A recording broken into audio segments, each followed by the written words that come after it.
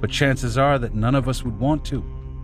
Genaro didn't want it, so I think we don't want it either. So it appears that you're the one who's stuck with it." They cackled and yelled as if they were corralling a herd of cattle.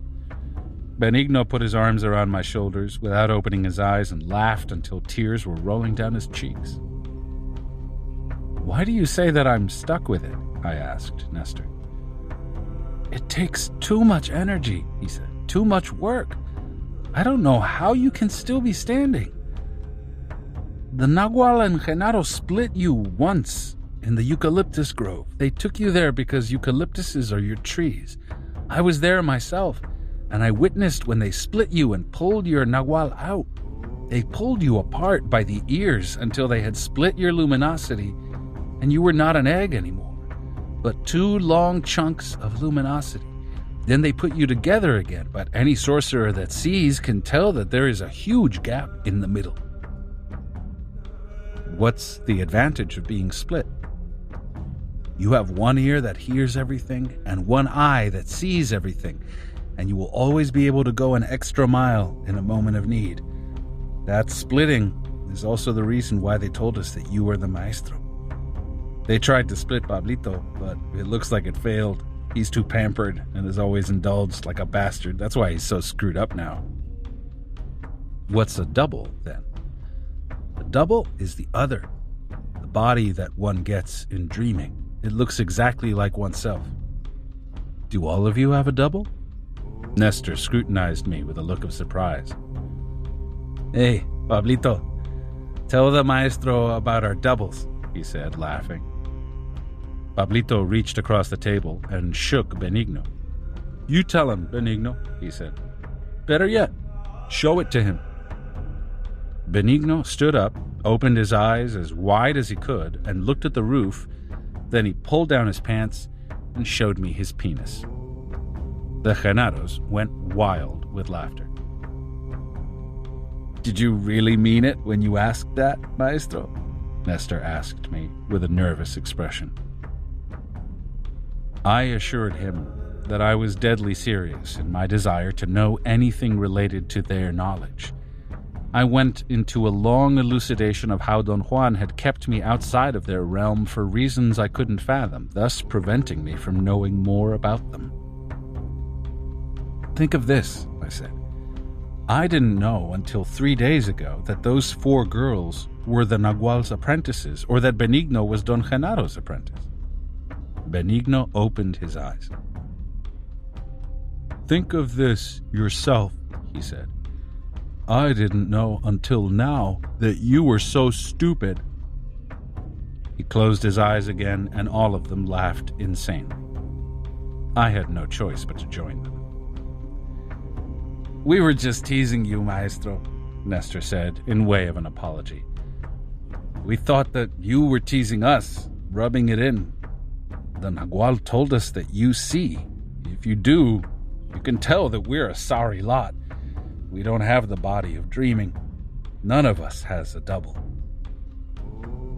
In a very serious and earnest manner, Nestor said that something had to come in between them and their desire to have a double. I understood him as saying that a sort of barrier had been created since Don Juan and Don Genaro had left. He thought that it might be the result of Pablito flubbing his task. Pablito added that since the Nagual and Genaro had gone, something seemed to be chasing them, and even Benigno, who was living in the southernmost tip of Mexico at that time, had to return. Only when the 3 of them were together did they feel at ease. "What do you think it is?" I asked Nestor. "There is something out there in that immensity that's pulling us," he replied. "Pablito thinks it's his fault for antagonizing those women." Pablito turned to me. There was an intense glare in his eyes. "They've put a curse on me, maestro," he said. "I know that the cause of all our trouble is me. I wanted to disappear from these parts after my fight with Lydia, and a few months later I took off for Veracruz. I was actually very happy there with a girl I wanted to marry, I got a job and was doing fine until one day I came home and found that those 4 mannish freaks, like beasts of prey, had tracked me down by my scent. They were in my house tormenting my woman. That bitch, Rosa, put her ugly hand on my woman's belly and made her shit in the bed, just like that. Their leader, 220 buttocks, told me that they had walked across the continent looking for me. She just grabbed me by the belt and pulled me out. They pushed me to the bus depot to bring me here.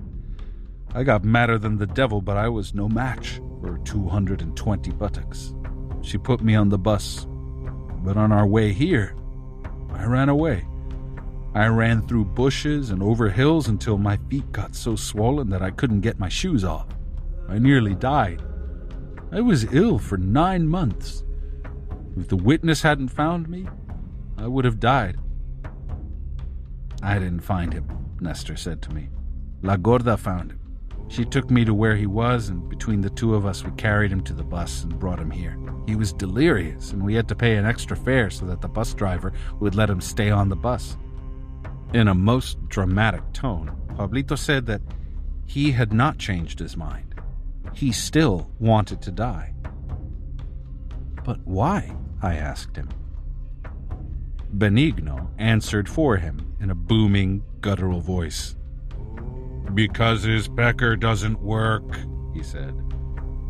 The sound of his voice was so extraordinary that for an instant I had the impression that he was talking inside a cavern.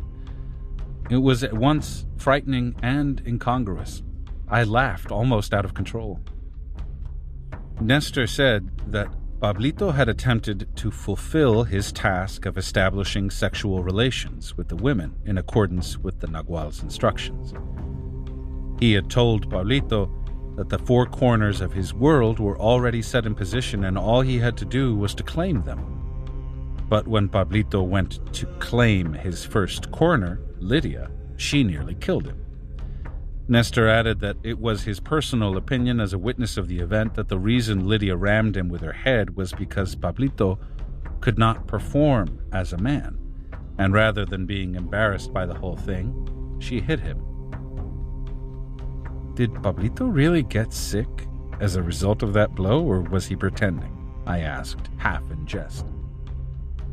Benigno answered again in the same booming voice. He was just pretending, he said. All he got was a bump on the head. Pablito and Nestor cackled and yelled. We don't blame Pablito for being afraid of those women, Nestor said. They are all like the Nagual himself, fearsome warriors. They're mean and crazy. Do you really think they're that bad? I asked him. To say they're bad is only one part of the whole truth, Nestor said. They're just like the Nagual. They're serious and gloomy. When the Nagual was around, they used to sit close to him and stare into the distance with half-closed eyes for hours, sometimes for days. Is it true that Josefina was really crazy a long time ago? I asked. That's a laugh, Pablito said. Not a long time ago. She's crazy now. She's the most insane of the bunch. I told them what she had done to me. I thought that they would appreciate the humor of her magnificent performance. But my story seemed to affect them the wrong way. They listened to me like frightened children. Even Benigno opened his eyes to listen to my account. Wow, Pablito exclaimed. Those bitches are really awful. And you know that their leader is 220 buttocks. She's the one that throws the rock and then hides her hand and pretends to be an innocent little girl. Be careful of her, maestro. The Nagual trained Josefina to be anything, Nestor said. She can do anything you want. Cry, laugh, get angry, anything. But what is she like when she's not acting? I asked Nestor. She's just crazier than a bat, Benigno answered in a soft voice. I met Josefina the first day she arrived. I had to carry her into the house. The Nagual and I used to tie her down to her bed all the time. Once she began to cry for her friend, the little girl she used to play with. She cried for 3 days. Pablito consoled her and fed her like a baby. She's like him. Both of them don't know how to stop once they begin. Benigno suddenly began to sniff the air. He stood up and went over to the stove. "Is he really shy?" I asked Nestor. "He's shy and eccentric," Pablito answered. "He'll be that way until he loses his form. Genaro told us that we will lose our form sooner or later, so there's no point in making ourselves miserable and trying to change ourselves the way the Nagual told us to. Genaro told us to enjoy ourselves and not worry about anything.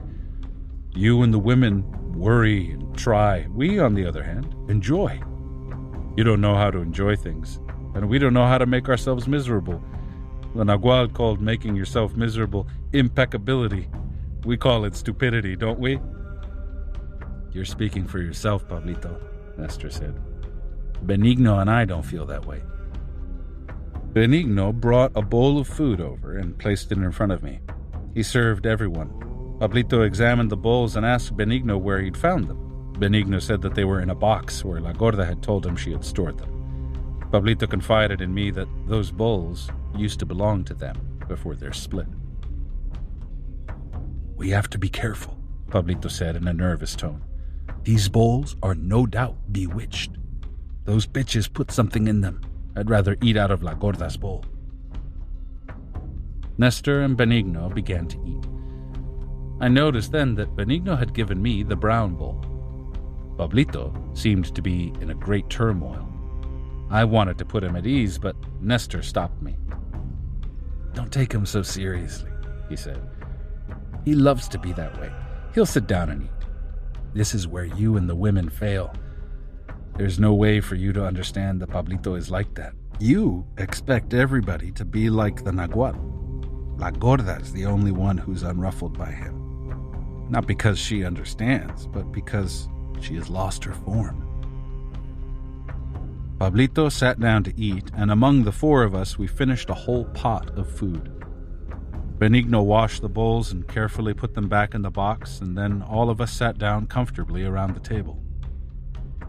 Nestor proposed that as soon as it got dark, we should all go for a walk in a ravine nearby, where Don Juan, Don Genaro, and I used to go. I felt somehow reluctant. I didn't feel confident enough in their company. Nestor said that they were used to walking in the darkness and that the art of a sorcerer was to be inconspicuous even in the midst of people. I told him what Don Juan had once said to me before he had left me in a deserted place in the mountains not too far from there. He had demanded that I concentrate totally on trying not to be obvious. He said that the people of the area knew everyone by sight. There were not very many people, but those who lived there walked around all the time and could spot a stranger from miles away. He told me that many of those people had firearms and would have thought nothing of shooting me. "Don't be concerned with beings from the other world," Don Juan had said, laughing. "The dangerous ones are the Mexicans." "That's still valid," Nestor said. "That has been valid all the time. That's why the Nagual and Genaro were the artists they were.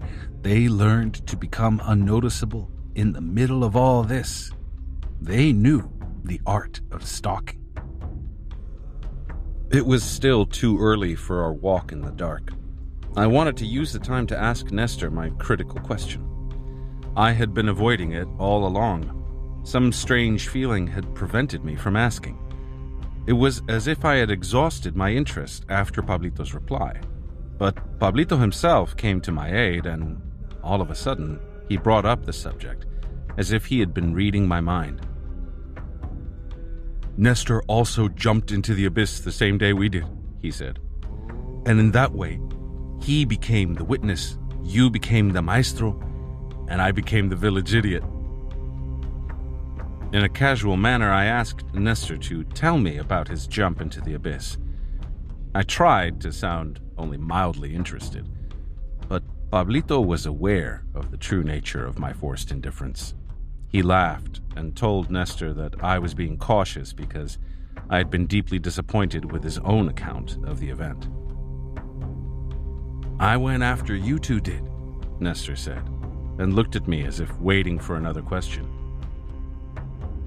Did you jump immediately after us? I asked. No, it took me quite a while to get ready, he said. Genaro and the Nagual didn't tell me what to do. That day was a test day for all of us.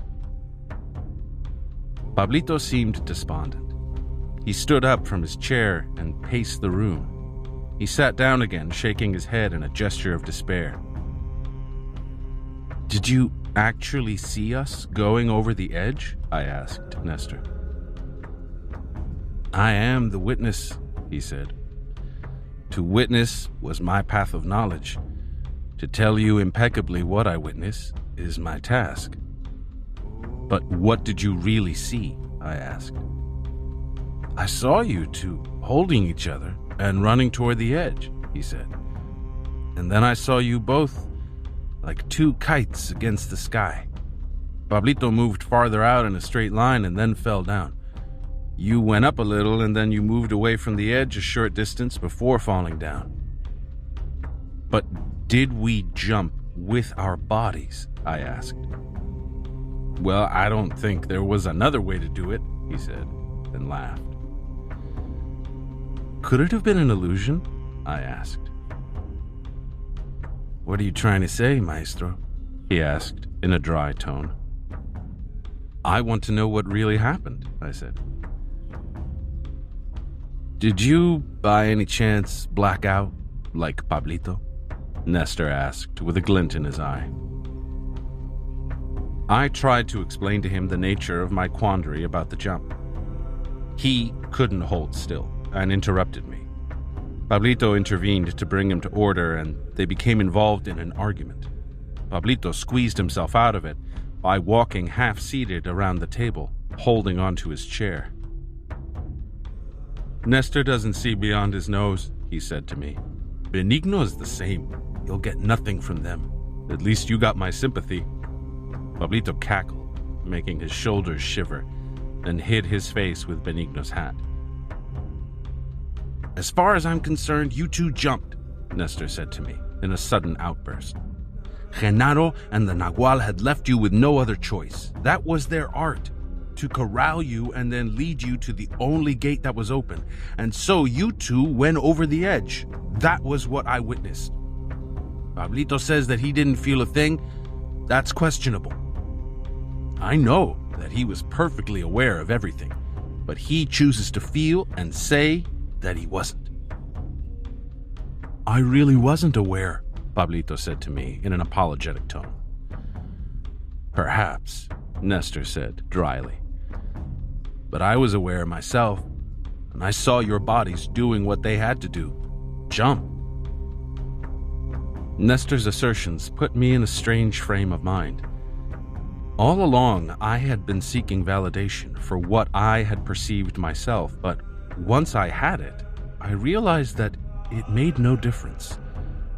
To know that I had jumped and to be afraid of what I had perceived was one thing. To seek consensual validation was another. I knew then that one had no necessary correlation with the other. I had thought all along that to have someone else corroborate that I had taken that plunge would absolve my intellect of its doubts and fears. I was wrong. I became instead more worried, more involved with the issue. I began to tell Nestor that although I had come to see the two of them for the specific purpose of having them confirm that I had jumped, I had changed my mind and I really didn't want to talk about it anymore. Both of them started talking at once, and at that point we fell into a three-way argument. Pablito maintained that he had not been aware. Nestor shouted that Pablito was indulging, and I said that I didn't want to hear anything more about the jump. It was blatantly obvious to me for the first time that none of us had calmness and self-control. None of us was willing to give the other person our undivided attention the way Don Juan and Don Genaro did. Since I was incapable of maintaining any order in our exchange of opinions, I immersed myself in my own deliberations. I had always thought that the only flaw that had prevented me from entering fully into Don Juan's world was my insistence on rationalizing everything. But the presence of Pablito and Nestor had given me a new insight into myself. Another flaw of mine was my timidity. Once I strayed outside the safe railings of common sense, I couldn't trust myself and became intimidated by the awesomeness of what unfolded in front of me. Thus, I found it was impossible to believe that I had jumped into an abyss. Don Juan had insisted that the whole issue of sorcery was perception, and truthful to that, he and Don Genaro staged for our last meeting an immense cathartic drama on the flat mountaintop. After they made me voice my thanks in loud, clear words to everyone who had ever helped me, I became transfixed with elation. At that point, they had caught all my attention and led my body to perceive the only possible act within their frame of references, the jump into the abyss. That jump was the practical accomplishment of my perception, not as an average man, but as a sorcerer. I had been so absorbed in writing down my thoughts, I had not noticed that Nestor and Pablito had stopped talking, and all three of them were looking at me. I explained to them that there was no way for me to understand what had taken place with that jump. "There's nothing to understand," Nestor said. "Things just happen, and no one can tell how. Ask Benigno if he wants to understand." "Do you want to understand?" I asked Benigno as a joke. "You bet I do," he exclaimed in a deep bass voice, making everyone laugh. "You indulge in saying that you want to understand," Nestor went on. "Just like Pablito indulges in saying that he doesn't remember anything." He looked at Pablito and winked at me. Pablito lowered his head. Nestor asked me if I had noticed something about Pablito's mood when we were about to take our plunge. I had to admit that I had been in no position to notice anything so subtle as Pablito's mood. "A warrior must notice everything," he said. "That's his trick, and as the Nagual said, there lies his advantage." He smiled and made a deliberate gesture of embarrassment, hiding his face with his hat. "What was it that I missed about Pablito's mood?" I asked him. "Pablito had already jumped before he went over," he said. "He didn't have to do anything. He may as well have sat down on the edge instead of jumping." "What do you mean by that?" I asked. "Pablito was already disintegrating," he replied. "That's why he thinks he passed out. Pablito lies. He's hiding something." Pablito began to speak to me. He muttered some unintelligible words, then gave up and slumped back in his chair. Nestor also started to say something. I made him stop. I wasn't sure I had understood him correctly. "Was Pablito's body disintegrating?" I asked. He peered at me for a long time without saying a word. He was sitting to my right. He moved quietly to the bench opposite me. "You must take what I say seriously," he said. "There is no way to turn back the wheel of time to what we were before that jump. The Nagual said that it's an honor and a pleasure to be a warrior, and that it's the warrior's fortune to do what he has to do. I have to tell you impeccably what I have witnessed. Pablito was disintegrating. As you two ran toward the edge, only you were solid. Pablito was like a cloud. He thinks that he was about to fall on his face, and you think that you held him by the arm to help him make it to the edge. Neither of you is correct, and I wouldn't doubt that it would have been better for both of you if you hadn't picked Pablito up." I felt more confused than ever. I truly believed that he was sincere in reporting what he had perceived, but I remembered that I had only held Pablito's arm. What would have happened if I hadn't interfered? I asked. I can't answer that, Nestor replied, but I know that you affected each other's luminosity. At the moment you put your arm around him, Pablito became more solid, but you wasted your precious power for nothing. What did you do after we jumped? I asked Nestor, after a long silence. Right after you two had disappeared, he said, my nerves were so shattered that I couldn't breathe, and I too passed out. I don't know for how long. I thought it was only for a moment.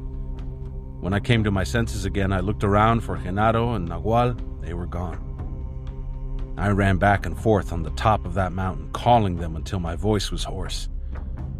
Then I knew I was alone. I walked to the edge of the cliff and tried to look for the sign that the earth gives when a warrior is not going to return, but I had already missed it. I knew then that Genaro and the Nagual were gone forever.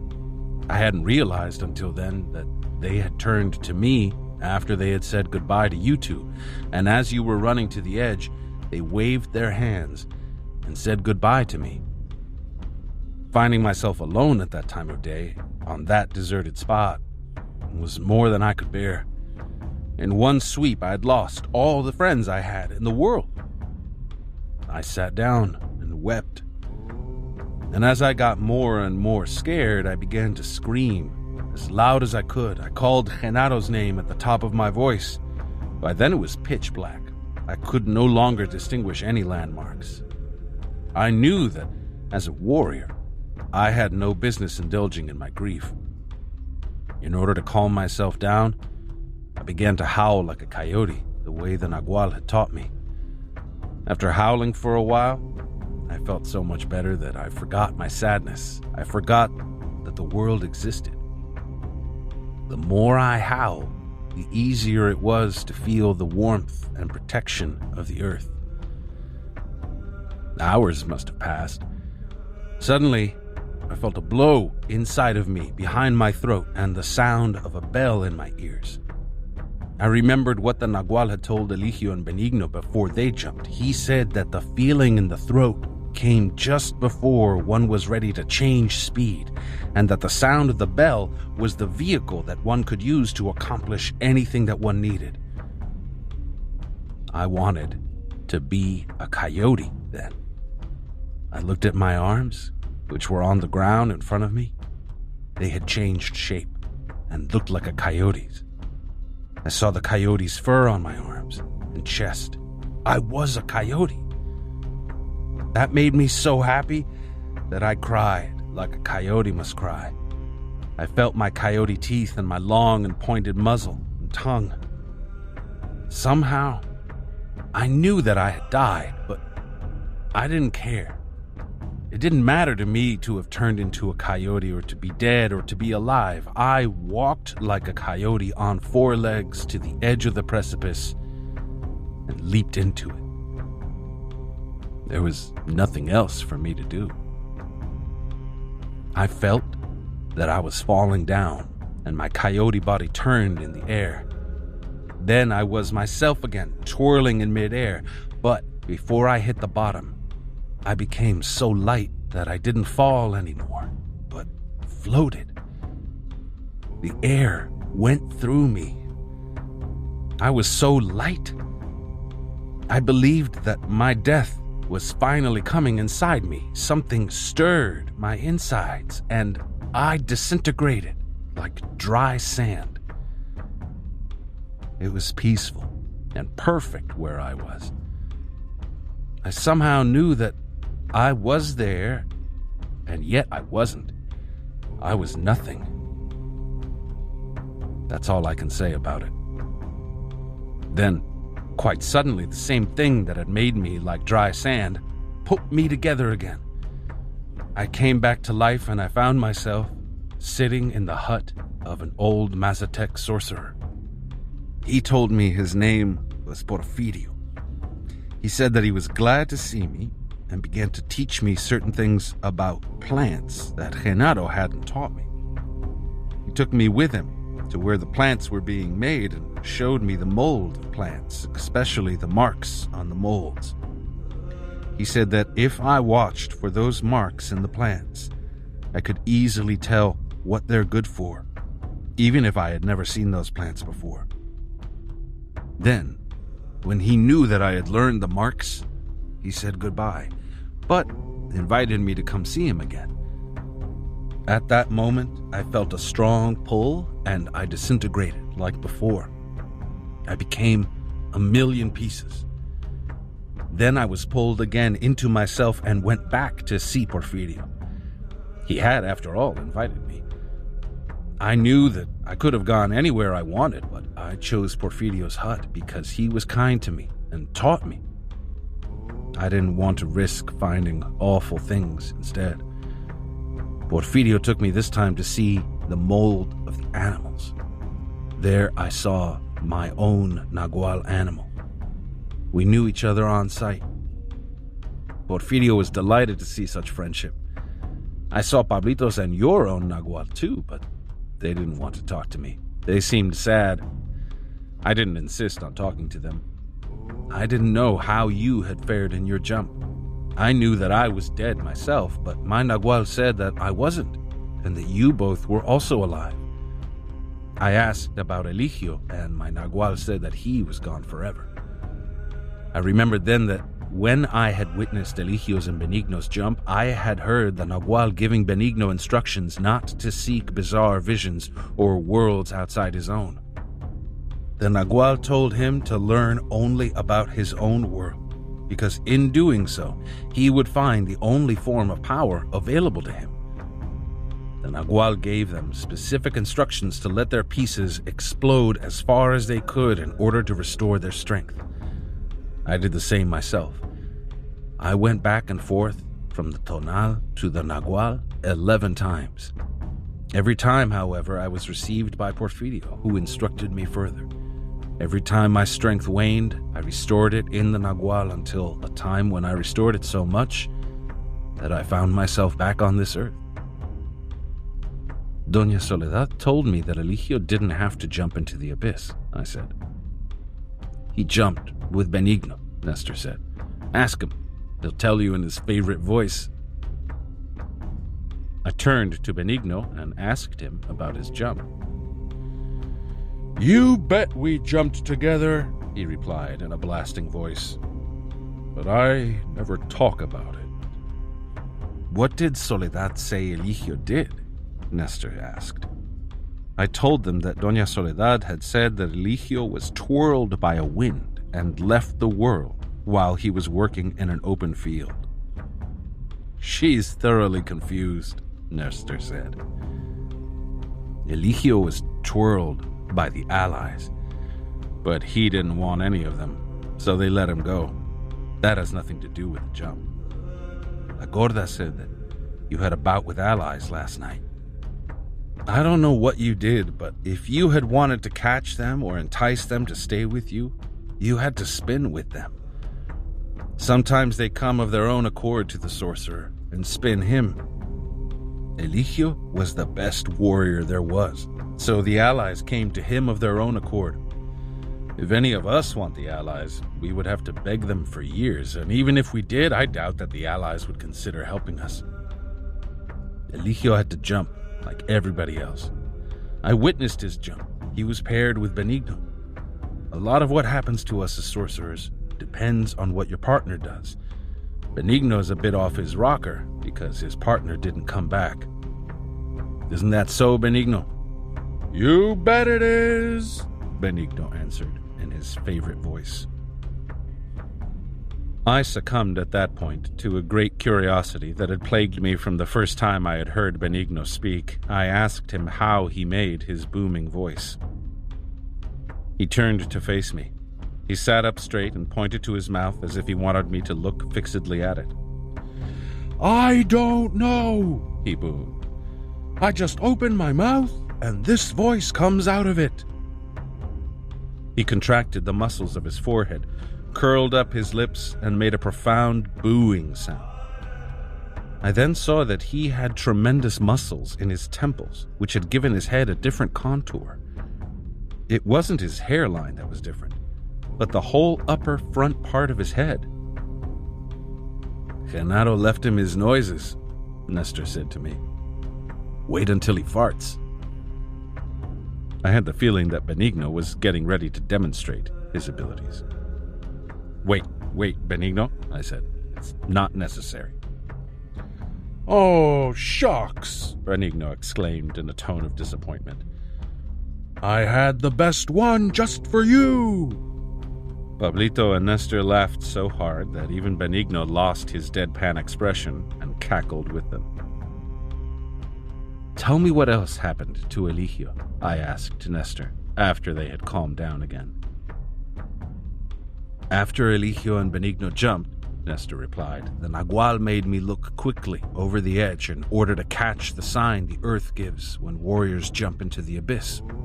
If there's something like a little cloud or a faint gust of wind, the warrior's time on earth is not over yet. The day Eligio and Benigno jumped, I felt one puff of air on the side Benigno had jumped, and I knew that his time was not up. But Eligio's side was silent. What do you think happened to Eligio? Did he die? All three of them stared at me. They were quiet for a moment. Nestor scratched his temples with both hands. Benigno giggled and shook his head. I attempted to explain, but Nestor made a gesture with his hands to stop me. Are you serious when you ask us questions? He asked me. Benigno answered for me. When he wasn't clowning, his voice was deep and melodious. He said that the Nagual and Genaro had set us up so all of us had pieces of information that the others didn't have.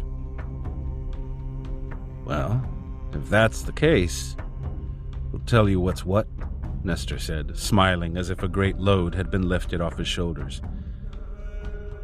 Eligio did not die. Not at all. Where is he now? I asked. They looked at one another again. They gave me the feeling that they were struggling to keep from laughing.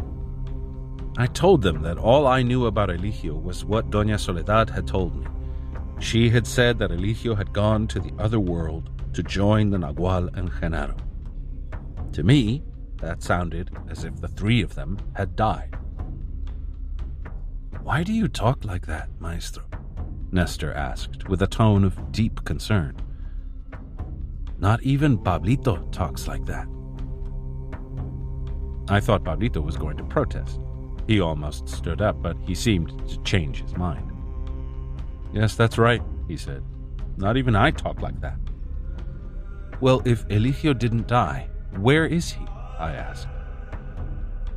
Soledad already told you, Nestor said softly. Eligio went to join the Nagual and Genaro.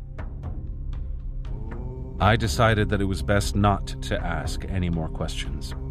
I didn't mean my probes to be aggressive, but they always turned out that way. Besides, I had the feeling that they didn't know much more than I did. Nestor suddenly stood up and began to pace back and forth in front of me.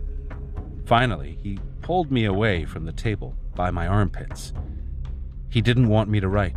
He asked me if I had really blacked out, like Pablito had at the moment of jumping and didn't remember anything. I told him that I had had a number of vivid dreams or visions that I couldn't explain and that I had come to see them to seek clarification. They wanted to hear about all the visions I had had. After they had heard my accounts, Nestor said that my visions were of a bizarre order, and only the first two were of great importance and of this earth. The rest were visions of alien worlds. He explained that my first vision was of special value because it was an omen proper. He said that sorcerers always took a first event of any series as the blueprint or the map of what was going to develop subsequently. In that particular vision, I had found myself looking at an outlandish world. There was an enormous rock right in front of my eyes, a rock which had been split in two. Through a wide gap in it, I could see a boundless phosphorescent plain, a valley of some sort, which was bathed in a greenish-yellow light. On one side of the valley to the right and partially covered from my view by the enormous rock, there was an unbelievable dome-like structure. It was dark, almost a charcoal gray. If my size was what it is in the world of everyday life, the dome must have been 50,000 feet high and miles across. Such an enormity dazzled me. I had a sensation of vertigo, plummeted into a state of disintegration. Once more, I rebounded from it and found myself on a very uneven and yet flat surface. It was a shiny, interminable surface, just like the plane I had seen before. It went as far as I could see. I soon realized that I could turn my head in any direction I wanted on a horizontal plane, but I couldn't look at myself. I was able, however, to examine the surroundings by rotating my head from left to right and vice versa. Nevertheless, when I wanted to turn around to look behind me, I couldn't move my bulk. The plane extended itself monotonously, equally to my left and to my right. There was nothing else in sight but an endless, whitish glare. I wanted to look at the ground underneath my feet, but my eyes couldn't move down. I lifted my head up to look at the sky. All I saw was another limitless, whitish surface that seemed to be connected to the one I was standing on. I then had a moment of apprehension and felt that something was just about to be revealed to me. But the sudden and devastating jolt of disintegration stopped my revelation. Some force pulled me downward. It was as if the whitish surface had swallowed me. Nestor said that my vision of a dome was of tremendous importance because that particular shape had been isolated by the Nagual and Genaro as the vision of the place where all of us were supposed to meet them someday. Benigno spoke to me at that point and said that he had heard Eligio being instructed to find that particular dome. He said that the Nagual and Genaro insisted that Eligio understand their point correctly. They always had believed Eligio to be the best. Therefore, they directed him to find that dome and to enter its whitish vaults over and over again. Pablito said that all three of them were instructed to find that dome if they could, but that none of them had. I said then in a complaining tone that neither Don Juan nor Don Genaro had ever mentioned anything like that to me. I had had no instruction of any sort regarding a dome. Benigno, who was sitting across the table from me, suddenly stood up and came to my side. He sat to my left and whispered very softly in my ear that perhaps the two old men had instructed me, but I didn't remember, or that they had not said anything about it, so I wouldn't fix my attention on it once I had found it. Why was the dome so important? I asked Nestor. Because that's where the Nagual and Genaro are now, he replied. And where's that dome? I asked. Somewhere on this earth, he said.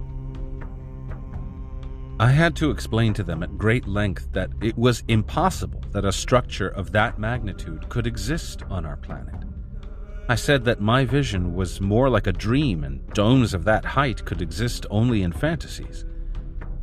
They laughed and patted me gently as if they were humoring a child.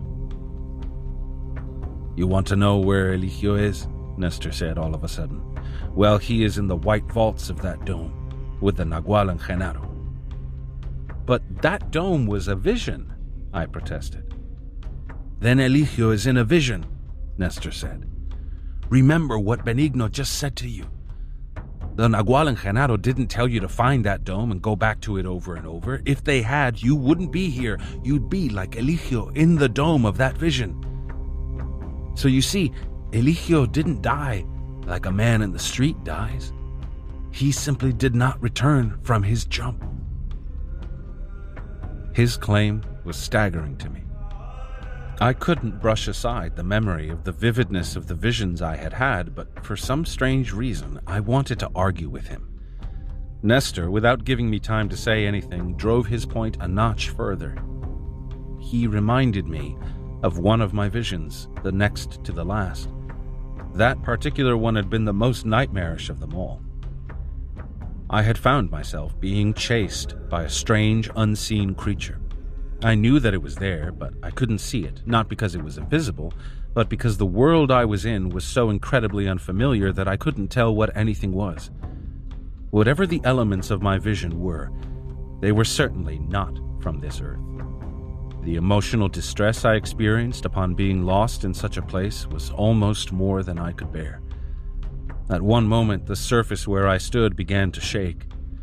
I felt that it was caving in under my feet, and I grabbed a sort of branch or an appendage of a thing that reminded me of a tree which was hanging just above my head on a horizontal plane. The instant I touched it, the thing wrapped around my wrist as if it had been filled with nerves that sensed everything. I felt that I was being hoisted to a tremendous height. I looked down and saw an incredible animal. I knew it was the unseen creature that had been chasing me. It was coming out of a surface that looked like the ground. I could see its enormous mouth open like a cavern. I heard a chilling, thoroughly unearthly roar, something like a shrill, metallic gasp, and the tentacle that had me caught unraveled, and I fell into that cavernous mouth. I saw every detail of that mouth as I was falling into it. Then it closed, with me inside. I felt an instantaneous pressure that mashed my body. "You have already died," Nestor said. "That animal ate you. You ventured beyond this world and found horror itself.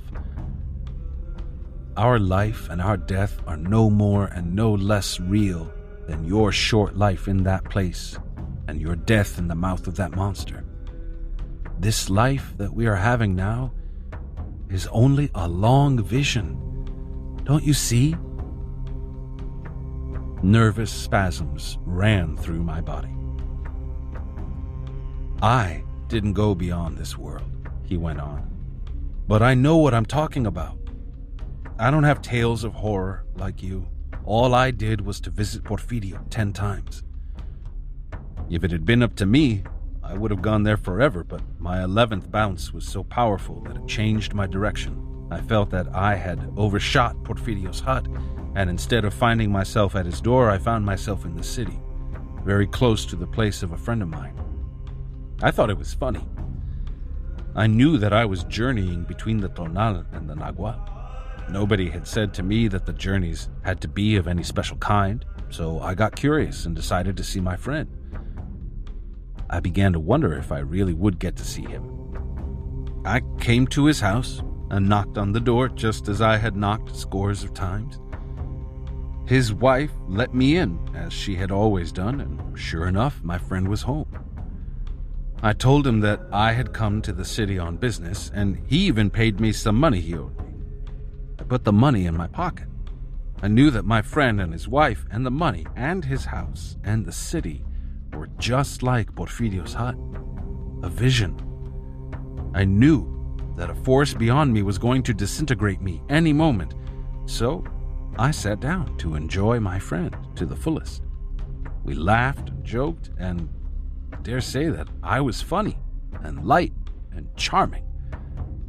I stayed there for a long time, waiting for the jolt. Since it didn't come, I decided to leave. I said goodbye and thanked him for the money and for his friendship. I walked away. I wanted to see the city before the force took me away. I wandered around all night. I walked all the way to the hills overlooking the city, and at the moment the sun rose, a realization struck me like a thunderbolt. I was back in the world, and the force that will disintegrate me was at ease and was going to let me stay for a while. I was going to see my homeland and this marvelous earth for a while longer. What a great joy, Maestro. But I couldn't say that I had not enjoyed Porfirio's friendship. Both visions are equal, but I prefer the vision of my form and my earth. It's my indulging, perhaps. Nestor stopped talking, and all of them stared at me. I felt threatened as I had never been before. Some part of me was in awe of what he had said. Another wanted to fight with him. I began to argue with him without any sense. My inane mood lasted for a few moments. Then I became aware that Benigno was looking at me with a very mean expression. He had fixed his eyes on my chest. I felt that something ominous was suddenly pressing on my heart. I began to perspire as if a heater were right in front of my face. My ears began to buzz. La Gorda walked up to me at that precise moment. She was a most unexpected sight. I was sure that the Genaros felt the same way. They stopped what they were doing and looked at her. Pablito was the first to recover from his surprise. "Why do you have to come in like that?" he asked in a pleading tone. "You were listening from the other room, weren't you?" She said that she had been in the house only a few minutes and then she stepped out to the kitchen. And the reason she stayed quiet was not so much to listen, but to exercise her ability to be inconspicuous. Her presence had created a strange lull. I wanted to pick up again the flow of Nestor's revelations, but before I could say anything, La Gorda said that the little sisters were on their way to the house and would be coming through the door any minute. The Genaros stood up at once, as if they had been pulled by the same string. Pablito put his chair on his shoulder. "Let's go for a hike in the dark, maestro," Pablito said to me. La Gorda said in a most imperative tone that I couldn't go with them yet, because she hadn't finished telling me everything the Nagual had instructed her to tell me. Pablito turned to me and winked. "I've told you," he said. "They're bossy, gloomy bitches. I certainly hope you're not like that, maestro." Nestor and Benigno said goodnight and embraced me. Pablito just walked away, carrying his chair like a backpack. They went out through the back. A few seconds later, a horribly loud bang on the front door made La Gorda and me jump to our feet.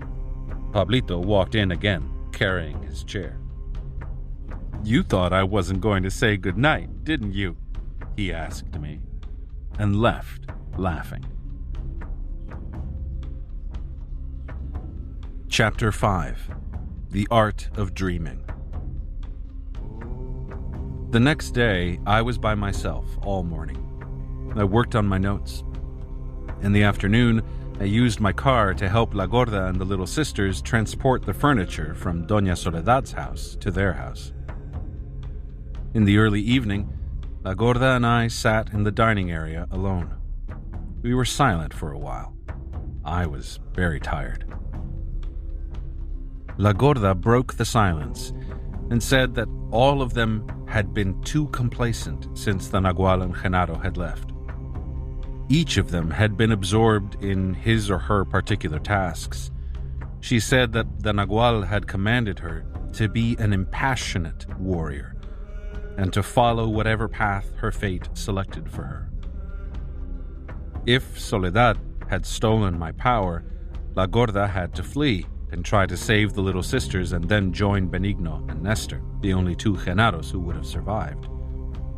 If the little sisters had killed me, she had to join the Genaros because the little sisters would have had no more need to be with her.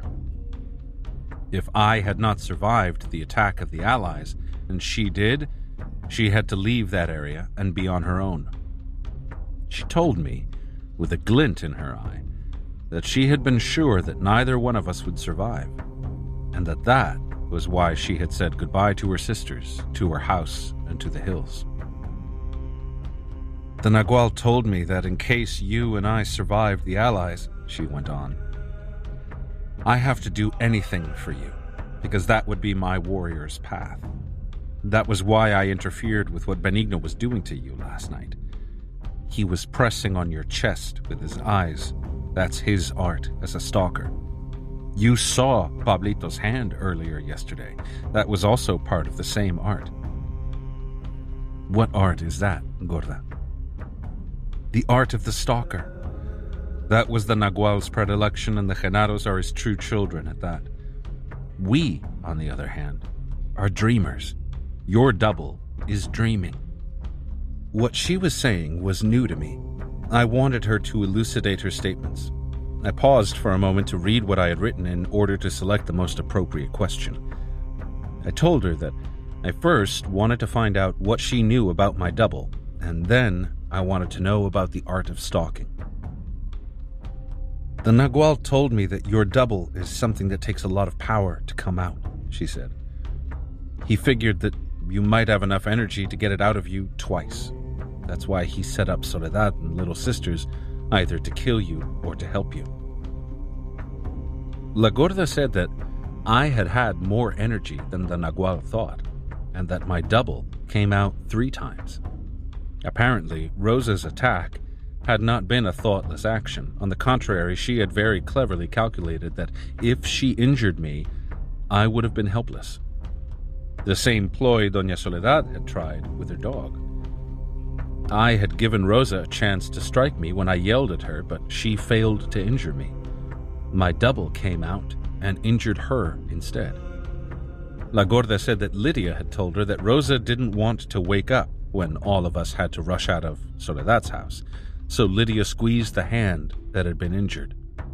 Rosa didn't feel any pain and knew in an instant that I had cured her, which meant to them that I had drained my power. La Gorda affirmed that the Little Sisters were very clever and had planned to drain me of power. To that effect, they had kept on insisting that I cure Soledad. As soon as Rosa realized that I had also cured her, she thought that I had weakened myself beyond repair. All they had to do was to wait for Josefina in order to finish me off. The Little Sisters didn't know that when you cured Rosa and Soledad, you also replenished yourself, La Gorda said, and laughed as if it were a joke. That was why you had enough energy to get your double out a 3rd time when the Little Sisters tried to take your luminosity. I told her about the vision I had had of Doña Soledad huddled against the wall of her room and how I had merged that vision with my tactile sense and ended up feeling a viscous substance on her forehead. That was true seeing, La Gorda said. You saw Soledad in her room, although she was with me around Genaro's place. And then you saw your Nagual on her forehead. I felt compelled at that point to recount to her the details of my whole experience, especially the realization I had had that I was actually curing Doña Soledad and Rosa by touching the viscous substance, which I felt was part of me. To see that thing on Rosa's hand was also true seeing, she said. And you were absolutely right. That substance was yourself. It came out of your body, and it was your Nagual. By touching it, you pulled it back. La Gorda told me then, as though she were unveiling a mystery, that the Nagual had commanded her not to disclose the fact that since all of us had the same luminosity, if my Nagual touched one of them, I would not get weakened, as would ordinarily be the case if my Nagual touched an average man. If your Nagual touches us, she said, giving me a gentle slap on the head, your luminosity stays on the surface. You can pick it up again, and nothing is lost. I told her that the content of her explanation was impossible for me to believe. She shrugged her shoulders, as if saying that wasn't any of her concern. I asked her then about her usage of the word Nagual. I said that Don Juan had explained the Nagual to me as being the indescribable principle, the source of everything. Sure, she said, smiling. I know what he meant. The Nagual is in everything. I pointed out to her, a bit scornfully, that one could also say the opposite, that the Tonal is in everything. She carefully explained that there was no opposition, that my statement was correct. The Tonal was also in everything. She said that the Tonal, which is in everything, could be easily apprehended by our senses, while the Nagual, which is in everything, manifested itself only to the eye of the sorcerer. She added that we could stumble upon the most outlandish sights of the Tonal and be scared of them, or awed by them, or be indifferent to them, because all of us could view those sights.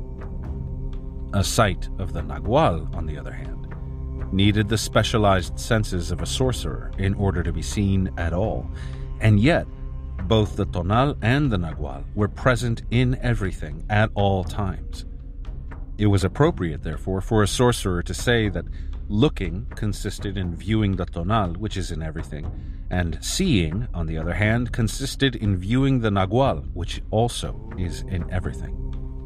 Accordingly, if a warrior observed the world as a human being, he was looking, but if he observed it as a sorcerer, he was seeing, and what he was seeing had to be properly called the Nagual.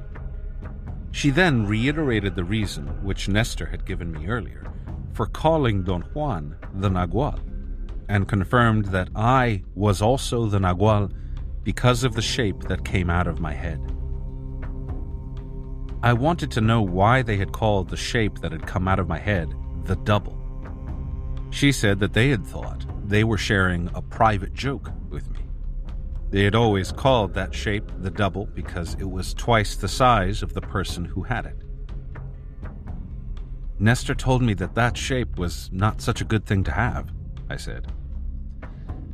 It's neither good nor bad, she said. You have it, and that makes you the Nagual. That's all. One of us 8 had to be the Nagual, and you're the one. It might have been Pablito or me or anyone. Tell me now, what is the art of stalking? I asked. The Nagual was a stalker, she said, and peered at me. You must know that. He taught you to stalk from the beginning. It occurred to me that what she was referring to was what Don Juan had called the hunter. He had certainly taught me to be a hunter. I told her that Don Juan had shown me how to hunt and make traps. Her usage of the term stalker, however, was more accurate. A hunter just hunts, she said. A stalker stalks anything, including himself. How does he do that? An impeccable stalker can turn anything into prey.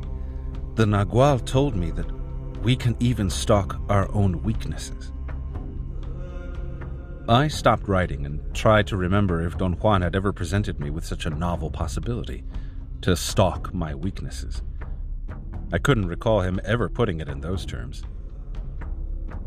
How can one stalk one's weaknesses, Gorda? The same way you stalk prey. You figure out your routines until you know all the doing of your weaknesses, and then you come upon them and pick them up like rabbits inside a cage. Don Juan had taught me the same thing about routines, but in the vein of a general principle that hunters must be aware of. Her understanding and application of it, however, were more pragmatic than mine. Don Juan had said that any habit was, in essence, a doing, and that a doing needed all its parts in order to function. If some parts were missing, a doing was disassembled. By doing, he meant any coherent and meaningful series of actions. In other words, a habit needed all its component actions in order to be a live activity. La Gorda then described how she had stalked her own weakness of eating excessively.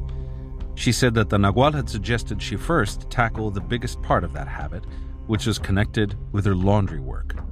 She ate whatever her customers fed her as she went from house to house delivering her wash. She expected the Nagual to tell her what to do, but he only laughed and made fun of her, saying that as soon as he would mention something for her to do, she would fight not to do it. He said that was the way human beings are. They love to be told what to do, but they love even more to fight and not do what they are told, and thus they get entangled in hating the one who told them in the first place. For many years, she couldn't think of anything to do to stalk her weakness. One day, however, she got so sick and tired of being fat that she refused to eat for 23 days. That was the initial action that broke her fixation. She then had the idea of stuffing her mouth with a sponge to make her customers believe that she had an infected tooth and couldn't eat. The subterfuge worked not only with her customers, who stopped giving her food, but with her as well, as she had the feeling of eating as she chewed on the sponge. La Gorda laughed when she told me how she had walked around with a sponge stuffed in her mouth for years until her habit of eating excessively had been broken. "Was that all you needed to stop your habit?" I asked. "No. I also had to learn how to eat like a warrior." "And how does a warrior eat?" "A warrior eats quietly and slowly and very little at a time. I used to talk while I ate, and I ate very fast, and I ate lots and lots of food at one sitting. The Nagual told me that a warrior eats 4 mouthfuls of food at one time. A while later, he eats another 4 mouthfuls, and so on. A warrior also walks miles and miles every day. My eating weakness never let me walk. I broke it by eating 4 mouthfuls every hour and by walking. Sometimes I walked all day and all night. That was the way I lost the fat on my buttocks." She laughed at her own recollection of the nickname Don Juan had given her. "But stalking your weaknesses is not enough to drop them," she said. "You can stalk them from now to doomsday, and it won't make a bit of difference. That's why the Nagual didn't want to tell me what to do. What a warrior really needs in order to be an impeccable stalker is to have a purpose." La Gorda recounted how she had lived from day to day before she met the Nagual, with nothing to look forward to. She had no hopes, no dreams, no desire for anything. The opportunity to eat, however, was always accessible to her. For some reason that she couldn't fathom, there had been plenty of food available to her every single day of her life, so much of it, in fact, that at one time she weighed 236 pounds. "Eating was the only thing I enjoyed in life," La Gorda said. "Besides, I never saw myself as being fat. I thought I was rather pretty and that people liked me as I was. Everyone said that I looked healthy. The Nagual told me something very strange. He said that I had an enormous amount of personal power, and due to that, I had always managed to get food from friends while the relatives in my own house were going hungry. Everybody has enough personal power for something. The trick for me was to pull my personal power away from food to my warrior's purpose." "And what is that purpose, Gorda?" I asked, half in jest. "To enter into the other world," she replied with a grin, and pretended to hit me on top of my head with her knuckles the way Don Juan used to do when he thought I was indulging. There was no more light for me to write. I wanted her to bring a lantern, but she complained that she was too tired and had to sleep a bit before the little sisters arrived. We went into the front room. She gave me a blanket, then wrapped herself in another one and fell asleep instantly. I sat with my back against the wall. The brick surface of the bed was hard, even with 4 straw mats. It was more comfortable to lie down. The moment I did, I fell asleep. I woke up suddenly with an unbearable thirst. I wanted to go to the kitchen to drink some water, but I couldn't orient myself in the darkness. I could feel La Gorda bundled up in her blanket next to me. I shook her 2 or 3 times and asked her to help me get some water. She grumbled some unintelligible words. She apparently was so sound asleep that she didn't want to wake up. I shook her again, and suddenly she woke up, only it was not La Gorda. Whoever I was shaking yelled at me in a gruff masculine voice to shut up. There was a man there in place of La Gorda. My fright was instantaneous and uncontrollable. I jumped out of bed and ran for the front door. But my sense of orientation was off, and I ended up out in the kitchen. I grabbed a lantern and lit it as fast as I could. La Gorda came out of the outhouse in the back at that moment and asked me if there was something wrong. I nervously told her what had happened. She seemed a bit disoriented herself. Her mouth was open and her eyes had lost her usual sheen. She shook her head vigorously, and that seemed to restore her alertness. She took the lantern, and we walked into the front room. There was no one in the bed. La Gorda lit 3 more lanterns. She appeared to be worried. She told me to stay where I was, then she opened the door to their room. I noticed